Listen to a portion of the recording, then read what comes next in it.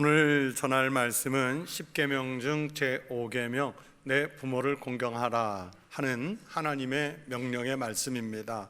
제5계명부터 10계명까지는 하나님의 백성이 인간 사회 속에서 어떤 윤리의식을 가지고 살아야 하는지, 어떻게 하면 하나님의 백성이 사람다운 도리를 하면서 살 수 있을까를 가르쳐 주시는 계명들입니다. 즉 인간과 인간 사이의 관계를 위한 계명이라 이렇게 정의할 수 있겠습니다. 한 율법사가 예수님을 시험해 보려고 예수님을 찾아와서 이런 질문을 했습니다. 선생님, 율법 중에서 어느 계명이 크니까? 어떤 계명이 큽니까? 이 질문 속에는 10계명과 거기에서 파생된 많은 율법의 계명 중에서 어떤 계명이 제일 중요하냐, 어떤 계명을 제일 크게 생각하시느냐, 어떤 계명이 높으냐, 이런 의도를 갖고 물은 거예요. 이 율법사가 예수님을 시험해 보고자 하는 마음이 있다는 것을 아신 예수님은 이 10가지 계명 중에서 크고 작은 것, 높고 낮은 것, 이런 구분이 없고 모든 계명은 첫째는 하나님을 사랑하라는 계명과 둘째는 내 이웃을 내 몸과 같이 사랑하라 하는 이 계명으로 요약이 된다고 대답하셨습니다. 예수께서 이르시되 내 마음을 다하고 목숨을 다하고 뜻을 다하여 주 너의 하나님을 사랑하라 하셨으니 이것이 크고 첫째 되는 계명이요 둘째도 그와 같으니, 둘째도 그와 같다는 것은 첫 번째와 동등하다는 거예요. 내 이웃을 내 자신같이 사랑하라 하셨으니, 예수님의 이 답변은 결국 10계명과 거기에서 파생한 모든 율법은 하나님 사랑과 이웃 사랑, 이 두 가지로 정리될 수 있다는 것을 예수님이 말씀하신 것입니다. 오늘 주신 본문의 말씀 제5계명은 하나님의 백성이 사람을 사랑하는 그 첫 번째로 부모님을 공경하고 사랑할 것을 명령하는 말씀입니다. 성경은요, 하나님을 경외하는 것과 부모님을 공경하는 것을 같은 비중으로 말씀하셨어요. 정말 똑같은 비중으로 말씀하셨어요. 레위기 19장 2절과 3절에 말씀하십니다. 너는 이스라엘 온 회중에게 말하여 이르라. 너희는 거룩하라. 이는 나 여호와 너희 하나님이 거룩함이니라. 그리고 나서 보세요. 너희 각 사람은 부모를 경외하고 나의 안식일을 지키라. 나는 너희의 하나님 여호와이니라. 이 말씀을 보니까요, 제4계명인 안식일을 거룩하게 지키라는 것과 제5계명인 내 부모를 공경하라, 이 두 가지 일은요 분리되어 있지가 않아요. 연결되어 있습니다. 하나님의 거룩하심을 닮아 성도로 살아가는 우리에게 하나님을 사랑하는 것과 부모님을 경외하는 것은 결코 구분되거나 별개의 것이 아니라 서로 연결되어 있는 같은 명령이라는 뜻에서 말씀을 주신 거예요. 우리 기독교는 우리나라에 처음 선교될 때부터 제사를 지내지 않는다는 이유 때문에 부모를 공경하지 않는 사람들, 불효하는 종교들이라고 그런 인식이 있었어요. 죽은 사람을 소중히 여겨서 제사를 지내는 사람들 중에는 우리가 조상을 향해서 절하지 않는다는 이유로 마치 우리를 불효자 취급하고, 또 그러면서 그것 때문에 기독교를 믿을 수가 없다, 거부하는 사람들이 있어요. 그러나 이러한 인식은 기독교를 제대로 알지 못해서 이해하지 못한 데서 생겨난 것입니다. 기독교는요, 우상에게 절하지 않고 하나님 외에 다른 신을 섬기지 않는다는 분명한 신앙 의식이 있기 때문에 죽은 사람을 향해서 절하지 않는 거예요. 오히려 우리는 죽은 사람에게 절하지 않고요, 다만 살아계신 부모님, 살아 계실 때 온 힘과 온 정성을 다해서 효도하라고 가르치는 종교예요. 그러나 아직도 많은 가정에서 제사 문제로 가족 간의 갈등이 있는 경우들이 있고, 또 부모 공경의 문제로 다툼이 일어나고 있는 것도 현실입니다. 돌아가신 부모님께 정성을 쏟기보다 살아계신 부모님께 효도하는 것을 더 소중하게 여겨서 한 번 더 안부를 묻고 한 번 더 찾아 배워서 제5계명을 잘 실천하는 믿음의 자녀들이 많아졌으면 좋겠습니다. 그리고 믿지 않는 가족들에게도 우리가 살아계신 부모님을 잘 섬기는 모범을 좀 보임으로써 믿는 자들의 선한 행실로 하나님께 영광을 돌리는 일이 많아졌으면 좋겠습니다. 사실 부모 공경에 대한 이 설교 말씀은 지금 말씀을 전하는 제 입장에서도요, 그렇게 자유롭지 못하고 또 말씀을 듣는 분들 중에서도 불편한 분들이 많이 계실 거예요. 목사인 저로서는 바쁘다는 이유로 멀리 떨어져 있다는 핑계로 어머니를 자주 찾아뵙지도 못하고 안부도 자주 묻지 못하고 그러다 보니까 이런 설교를 할 때는 마음이 불편해요. 그래서 혹시 이 설교 중에 어머니 문 열고 들어오실까 봐 겁나요.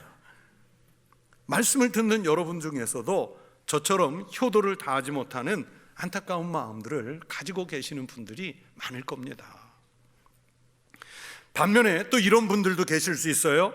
부모의 입장에서 불효하는 내 자식들을 생각하며 이 말씀을 들으며 불편한 마음이나 섭섭한 마음으로 말씀을 듣고 계시는 분도 있을 거예요. 또 아니면 자녀된 입장에서 내가 어렸을 때부터 오늘까지 우리 부모님으로부터 제대로 양육받지 못했고 우리 부모님에게 충분한 사랑을 받지 못하고 살았는데 계속 부모를 공경하라 하니까 이럴 때 이 말씀을 어떻게 받아야 하나 하는 슬픈 마음을 가지고 이 말씀을 듣는 분들도 있을 수 있어요. 참 안타까운 일이죠. 헬무트 틸리케라고 하는 신학자는 자기가 선택해서 이루어지는 일들을 역사적 요소라고 그랬고요. 또 자기의 의사와 상관없이 이루어지는 일들은 전 역사적 요소라고 이렇게 구분을 지었어요.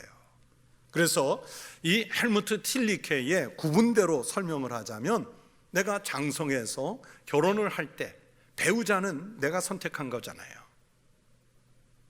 배우자는 내가 의지로 선택했단 말입니다. 그러니까 이것은 역사적 요소예요. 반면에 부모와 자식의 관계는 자기의 의지와 의사와 상관없이 만들어진 관계이기 때문에 전 역사적인 요소라 그렇게 설명할 수 있습니다. 여러분, 부모가 자녀를 낳을 때 내가 낳을 자녀는 성격이 이랬으면 좋겠다, 얼굴은 이렇게 생겼으면 좋겠다, 남자아이를 낳아야겠다, 여자아이를 낳아야겠다, 내 아이의 지능은 이 정도에 맞춰야겠다. 우리가 무슨 디자이너, 물건 디자인 하듯이 여러분, 우리가 자녀를 디자인해서 낳았습니까? 임의로 선택해서 낳은 것이 아닙니다. 하나님이 주셨기 때문에 낳았어요. 그것은 자녀 입장에서도 마찬가지죠. 내가 세상에 나올 때 부모님이 사회에서 이런 일을 하시는 분이면 좋겠다, 재산은 이 정도 준비된 분이시면 좋겠다, 내 부모님이 한국인이면 좋겠다, 미국인이면 좋겠다, 서울에 사시는 분이면 좋겠다, 청주에 사시는 분이면 좋겠다, 이런 조건을 디자인하고 자녀가 출생을 하든가요? 낳아놓고 보니 내 자녀가 된 것이고 내가 태어나고 보니까 그분들이 내 부모님이 되신 거예요. 그래서 세상 사람들은 이런 경우를, 이런 관계를 운명적이라고 그래요. 팔자소관이라고 그래요. 그러나 우리 신앙인들은 이런 관계를 하나님의 섭리, 하나님의 섭리라고 말합니다. 하나님이 만들어주신 섭리에 의한 관계이기 때문에 우리가 부모님을 대할 때도 바로 이런 신앙의 관점에서 하나님의 말씀에 따라서 부모를 대하고 공경해야 하는 거예요. 그러나 안타깝게도 현실은 그렇지 못할 때가 많습니다. 자녀가 부모를 공경하지 못하는 상태를 넘어서 학대를 하거나 또는 심지어는 살해를 당하는 경우가 현대에 와서 너무 많이 발생하고 있어요. 최근에는 어린 부모 또는 젊은 부모들이 철없이 애를 낳아놓고는 방치해서 죽게 하거나 또는 학대해서 사망에 이르게 하는 범죄가 많아가지고 이 사회에 이슈가 되는 경우가 참 많아졌죠. 그러나 부모가 자녀를 학대하고 살해하는 것보다 그것에 몇 배를 능가하는 살인이 자녀가 부모를 살해하는 그런 그 존속살인이 훨씬 더 많습니다. 통계에 의하면 우리나라 노인들이 학대를 당하는 절반 이상이 친자식에게 학대를 당하는 거예요. 여러분, 꼭 살인을 하고 부모에게 폭력을 휘둘러 때려야만 그게 학대가 아니죠. 우리가 살아가는 일상의 생활 속에서 부모님을 부모님으로 제대로 공경하지 못하는 태도들이 바로 학대일 수 있고 불효입니다. 그런 태도들이 너무 많아진 세상입니다. 여러분, 부모님을 공경하지 않는 것은 물론이고 저주하고 학대하고 살인에 이르게 하는 행위는 하나님으로부터 상상할 수 없는 징계를 받을 일입니다. 레위기 19장 9절에서 부모를 제대로 대하지 않는 자녀에게 하나님은 아주 무섭게 책망하는 말씀을 주셨어요. 만일 누구든지 자기의 아버지나 어머니를 저주하는 자는 반드시 어떻게 하라고요? 죽일지니 그가 자기의 아버지나 어머니를 저주하였은즉 그의 피가 누구에게로 결국 돌아가요? 자기에게로 돌아가리라. 여러분은 부모님을 어떻게 대하고 계시는지요? 하나님의 말씀을 듣는 우리가 각각 그 사정과 현실은 다르겠지만 하나님이 내 부모를 공경하라 말씀하셨으니 그 말씀에 순종하는 마음으로 제5계명을 잘 이해하고 실천하시기를 바랍니다. 그리고 이 계명을 실천함으로써 하나님의 복을 받으시기를 축원합니다. 에베소서 6장 1절로 3절에서 사도 바울을 통해서도 말씀하셨습니다. 자녀들아, 주 안에서 너희 부모에게 순종하라. 이것이 옳으니라. 내 아버지와 어머니를 공경하라. 이것은 약속이 있는 첫 계명이니 이로써 네가 잘되고 땅에서 장수하리라.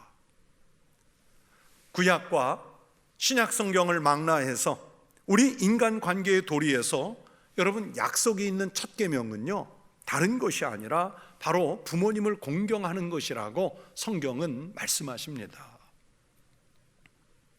여러분, 왜 하나님은 하나님의 백성이 인간 사회 속에서 어떤 윤리의식을 가지고 살아야 하는지, 즉 인간을 위한 계명 중에 첫 번째로 내 부모를 공경하라 하는 말씀을 명령하셨을까요? 한 두 가지로만 생각해 보려고 합니다. 첫 번째는 부모 공경은 모든 질서의 시작이기 때문입니다. 부모를 공경하는 것이 우리가 살아가는 사회 질서의 시작이에요.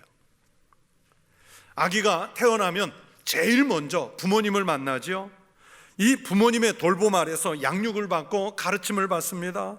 그러다 이 아이가 자라서 때가 되면 학교에 진학해서 선생님을 만납니다. 선생님을 통해 가르침을 받고 지식을 쌓아가요. 또 아이가 성인이 되면 이제 직장에 가서 상사나 그 조직의 리더들을 만납니다. 자신의 꿈꾸는 미래를 성취해 나가기 위해서 지도자들에게, 리더들에게, 상사에게 업무를 배우고 또 동료들과 더불어 함께 일하는 법을 배워가요.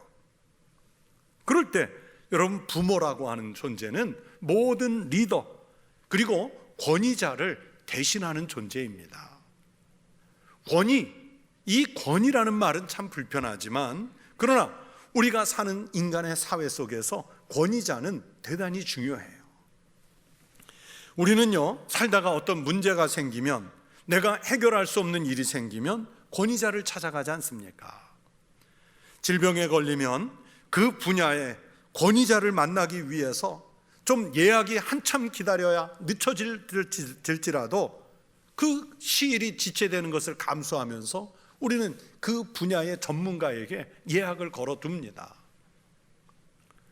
여러분, 우리가 자녀 교육을 위해서라면, 아니면 어떤 특정한 재능을 키워주고 싶으면 그 방면의 권위자에게 돈을 많이 지불해야 하거나, 아니면 그 권위자가 아무리 먼 곳에 살아도 가르침을 받고자 여의를 물리치고 거기까지 찾아가잖아요. 부모를 공경할 줄 아는 사람은 바로 이 질서를 인정할 줄 아는 사람이고, 그 사람은 권위자를 인정할 줄 아는 사람입니다. 요즘 의료 현장에서 제일 난감하게 만드는 그 환자들이 있다고 그래요. 어떤 환자냐? 의사를 만나가지고 진료를 받아야 되는 그 자리에서 의사의 진단, 진료를 요구하는 것이 아니라 자기 질병과 관련해서 사전에 자기가 인터넷 검색을 통해서 온갖 의학 자료를 가지고 와서 의사에게 내밀고 이거 맞냐고 자기 스스로가 진료하는 그런 환자들이에요. 이 전문가를 권위로 인정하지 않고 스스로 자기가 전문가가 된 그런 그 환자들이 많아요. 제가 의사는 아니지만 제 개인적인 생각으로는 의사 입장에서 보면 이런 환자는 치료 어려울 것 같아요. 자기가 알아서 치료하지 뭐하러 의사 찾아왔어요? 즉 전문가의 권위를 인정 안 한 거죠. 교육 현장에서도 그래요. 교수님이나 선생님이 교육의 전문가들이신데 요즘에는 부모들이 대신 나서서 이 교육 현장을 훈수를 합니다. 전과가 많은 죄수들 중에는요, 자기가 죄를 지어놓고 자기 스스로 형량을 예측하는 사람들이 많다고 그래요. 이 다 권위자의 권위를 인정하지 못하는 모습들이지요. 그러나 대부분의 정상적인 사람들, 제가 말씀드리는 정상적인 사람들이란 바로 그 분야의 전문가를 인정하는 사람들을 말합니다. 이 질서를 잘 지키는 사람들은 사람과 사람 사이에 또는 어떤 공동체 또는 어떤 조직의 위계를 잘 지킵니다. 왜냐하면 권위자를 인정하기 때문이에요. 이것은 어려서부터 배우는 성품입니다. 이렇듯 부모에게 잘 배운 사람은, 부모를 어른으로 인정하고 순종할 줄 아는 사람은 나아가서 선생님의 가르침도 잘 배우고 따라요. 선생님의 가르침을 또 잘 배우고 따른 사람은 직장에서도 리더나 또는 동료들과 협력해서 일하는 법을 잘하게 됩니다. 하지만 반대의 경우도 많습니다. 가정에서 아버지를 무시하거나 또는 어머니를 무시하는 그런 환경에서 자란 사람 중에는 선생님께 반항하는 학생들이 있어요. 또 자신보다 앞서 있는 어떤 리더나 권위자를 인정하지 않으려고 그래요. 그러면 그 조직의 그 공동체 질서가 깨지고 관계가 어긋나도 이 권위자를 인정하지 않는 사람은 그게 뭐 어때서 그 상황을 아무렇지도 않게 생각해요. 그런 행태는 질서가 주는 권위를 인정하지 않는 거예요. 그것은요, 하나님이 원하시는 하나님의 백성의 참모습이 아닙니다. 그래서 하나님은 우리가 살아가는 사회 속에서, 조직 속에서, 공동체 속에서 이 관계 질서를 잘 세워가는 가장 중요한 관계로 부모와 자녀의 관계를 말씀하시는 겁니다. 혹시 우리 성도들 중에 나는 부모님과 좋은 관계를 맺지 못했다고, 기본이 되는 질서가 무너져 버렸다고 실망하지 마시기 바랍니다. 왜냐하면 하나님은 친히 우리의 하나님이 되셔서 아버지가 되어주셔서 우리가 다시 아버지를 모시고 살아가면서 새로운 성품을 형성할 수 있는 기회를 주셨기 때문입니다. 우리 부모님에게 공경하는 것이 곧 하나님으로부터 만들어진 질서를 잘 순응해서 복받는 길이심을 알고 또 부모를 공경하는 믿음의 성도들 되시기를 바랍니다. 또 두 번째, 부모 공경은요, 이어서 부모 공경을 낳습니다. 부모를 공경하는 것은 축복의 통로입니다. 사람을 보고 배운다, 사람은 사람을 보고 배운다, 아이는 부모를 보고 배운다는 말이 있죠. 일본의 유명한 작가인 가와키타 요시나리라는 분의 책 중에 아들은 아버지의 뒷모습을 보고 배운다라는 책이 있습니다. 그 책에 보니까 이런 문장이 있더라고요. 꼭 기억해 두어야 할 것은 뭐니 해도 자식은 부모를 닮아간다는 것이다. 따라서 부모에게 품격이 있으면 아이도 훌륭하게 품격을 갖춘 인간으로 성장해 갈 것이다. 자식은 부모의 말은 좀처럼 들으려 하지 않지만 부모의 행동은 잠자코 있어도 그대로 흉내내는 법이다. 이런 문장이에요. 여러분 충분히 공감이 가지요? 여러분 따라쟁이라는 말 들어보셨죠? 따라쟁이. 국어사전을 보니까 남의 행동, 유행, 업적을 따위를 따라 사람을 놀림조로 이르는 말이라고 설명했습니다. 우리가 자녀들을 키워보면요, 아이들이야말로 이 사전에 나오는 대로 진정한 따라쟁이가 아닌가 생각합니다. 가끔 이렇게 인터넷에 나온 사진들, 영상들 중에 보면 어린아이가 이 꼬맹이가 겨우 걷는 애가 뒷짐을 지고 서 있거나 뒷짐을 지고 띠뚱띠뚱 걷는 영상들이 있어요. 누구 보고 배운 걸까요? 아빠 보고 배운 거예요. 할아버지 보고 배운 거예요. 참 귀엽고 재밌는 태도지요. 저희 집에 둘째 아이가 이제 누나가 학교에 다니기 시작하니까 자기도 가방을 메고서 따라 나서는 거예요. 누나처럼 학교를 가고 싶은 마음을 가방에 담아서 메고 따라 나서는 거예요. 인간은요, 그렇게 모방의 동물이고 그 모방은 부모를 모방하는 데서부터 시작이 됩니다. 부모를 공경하는 것도요, 결국에는 따라하면서 배웁니다. 우리 자녀가 나에게 별로 공경심이 없다면 여러분, 내가 부모님을 공경하지 못했던 결과예요. 내가 자녀에게 공경을 받는 부모가 되고 싶다면 여러분, 지금이라도 늦지 않게 부모를 공경하는 자녀로 돌아가십시오. 그러면 늦었지만 다시 자녀들이 나를 보고 나의 부모, 자기의 부모를, 즉 나를 공경하는 자녀가 되게 할 줄로 믿습니다. 제가 오늘 부모 공경에 대한 설교를 하면서 꼭 드리고 싶은 말씀이 있었습니다. 자녀된 여러분, 우리 부모님께 기도 효도를 꼭 하시기 바랍니다. 안부를 묻고 맛있는 음식을 대접하고 물질로 효도하는 거 참 중요하지요. 그러면서 성도된 우리들에게 한 가지 꼭 빠져서는 안 될 것이 있는데 기도로 효도를 하는 거예요. 이걸 기도 효도라고 이름을 붙여봐요. 많은 부모님들이 자녀를 위해서 기도합니다. 또 할아버지, 할머니들이 자녀와 손주들을 위해서 기도하십니다. 그러나 기도는 자녀를 위해서 부모들이 해야만 하는 것이 아닙니다. 부모님이 자녀를 위해 기도하는 것 그 이상의 기도를 자녀들도 부모를 위해서 하시기 바랍니다. 부모님께도 할머니, 할아버지께도요, 여러분 기도가 필요합니다. 건강을 위해서 기도하십시오. 믿음을 위해서 기도하십시오. 하루하루 살아가시는 남은 날들을 위해서 기도하십시오. 천국 소망을 위해서 기도해 드리십시오.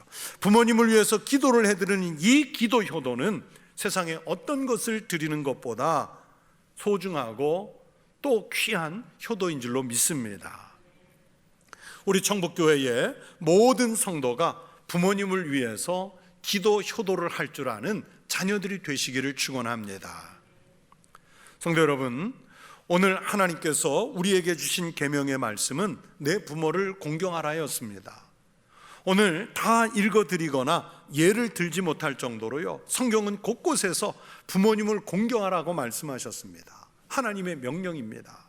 그런데 만약에 우리가 어떤 이유를 대서 부모를 공경하지 않는다면 우리는 하나님의 말씀을 지키지 않는 사람들이 됩니다. 더 나아가서는 하나님을 경외하지 않거나 하나님을 사랑하지 않는 교인이 되어버립니다. 그렇다면 나중에 우리가 하나님의 심판대 앞에 서게 됐을 때 부모님을 공경하지 않은 것에 대해서 심판을 받는 것이 아니라 하나님의 말씀을 듣지 않았고 하나님을 사랑하지 않았다는 것에 대해서 심판을 받게 될 것입니다. 부모님 공경하는 것은 하나님 사랑과 관계되어 있기 때문입니다.